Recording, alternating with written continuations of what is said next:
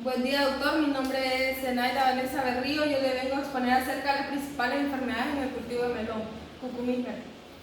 Como primera enfermedad tenemos el mildio velloso, el tizón de la hoja y por último la antracnosis. La parte de la planta con síntomas y signos. El mildio velloso infecta sobre todo a las hojas, pero en algunas ocasiones puede llegar a infectar los tallos y los frutos. En el tizón de la hoja, se observa un ataque al follaje, como ser manchas de color oscuro que generalmente se desarrollan en anillos concéntricos necróticos y que pueden dar apariencia a quemaduras de cigarro. En la antracnosis, infecta sobre todo a los frutos. Los síntomas incluyen manchas oscuras y hundidas en la superficie del fruto y así como manchas foliares en las hojas de la planta. En el ciclo de vida del mildio velloso, este hongo produce esporangios en la superficie inferior de la hoja, que estos son liberados al ambiente y son transportados por el viento o la lluvia. Una vez que los esporangios llegan a una hoja sana, germinan y producen un tubo germinativo que penetra la hoja.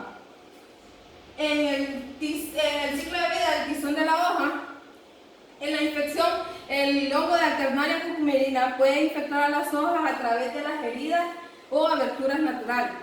Luego, en la colonización, una vez que el hongo ha infectado la planta, puede colonizar directamente partes de ella, como ser las hojas, el tallo y los frutos.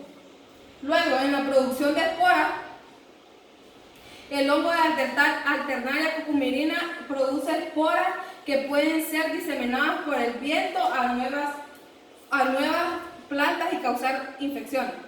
En la dispersión, las esporas pueden ser dispersadas como por el viento y por el aire y también por contacto directo con otras plantas.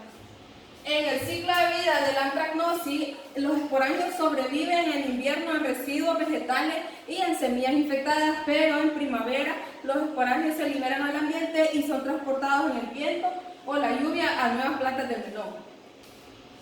En el muestreo y umbral de acción en el mildio velloso, aquí se recomienda hacer un muestreo de manera periódica y sistemática, revisando varias plantas de diferentes partes del cultivo. Se recomienda tomar 30 hojas de muestra para poder hacer un análisis profundo. En el umbral de acción es necesario implementar medidas de control cuando observamos que el 10% o más del cultivo están infectados.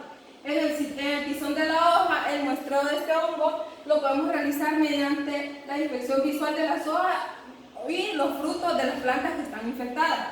En el umbral de acción podemos considerar que una población de 10 esporas por centímetro cuadrado de hoja es suficiente para poder causar daños significativos en el cultivo del melón. En la antracnosis, el muestreo de este hongo se puede hacer con el monitoreo, en el cual se puede realizar visualmente o mediante pruebas de PCR. Si el más del 5% de las plantas están infectadas o los síntomas son graves, se recomienda aplicar un tratamiento fungicida para poder controlar la enfermedad. El nivel de daño económico en el mildio velloso causa daños significativos en la producción del melón porque puede llegar a reducir el rendimiento del cultivo de 10 al 50%. En el tizón de la hoja, las pérdidas pueden ser significativas porque esta enfermedad puede afectar tanto la calidad como la cantidad de la cosecha. En la antracnosis, se estima que en la antracnosis puede causar una reducción de rendimiento de hasta un 50% en algunas variedades de melón. En el control legal para el mildio velloso, implica la regulación y la aplicación de medidas preventivas para poder prevenir su propagación y así minimizar el impacto en la producción agrícola. Para el tizón de la hoja, también implementar medidas para prevenir su propagación y proteger los cultivos, y en la antracnosis también implementar las medidas preventivas y de control específico para así minimizar su impacto en las plantas. En el control cultural para las 3 enfermedades se recomienda hacer una rotación del cultivo, el manejo de riego, eliminar las plantas infectadas inmediatamente. En el control genético para el mildio velloso, también hacer una selección de germoplasma resistente, cruzamiento dirigido. Para el tizón de la hoja, utilizar variedades resistentes a la enfermedad, y en la antracnosis actuar actualmente no se cuenta con un control genético, pero se están llevando a cabo investigaciones para poder identificar genes de resistencia.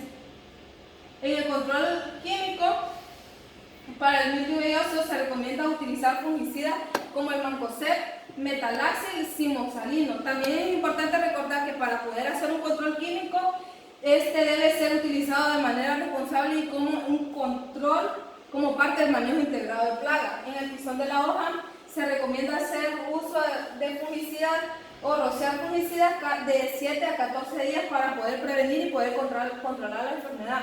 Y podemos utilizar fungicidas que contengan hidróxido de cobre, mancozeb y bicarbonato de potasio. En la antracnosis, los fungicidas como el clorothalonil, ciproconazol y los biocontroladores. En el control biológico, mayormente para estas tres enfermedades se utilizan hongos antagonistas como el trichoderma y el gliocladium, el Bacillus subtilis también. También utilizamos bacterias como Pseudomonas fluorescens y Bacillus subtilis y micorriza. Y esto ha sido todo y muchas gracias.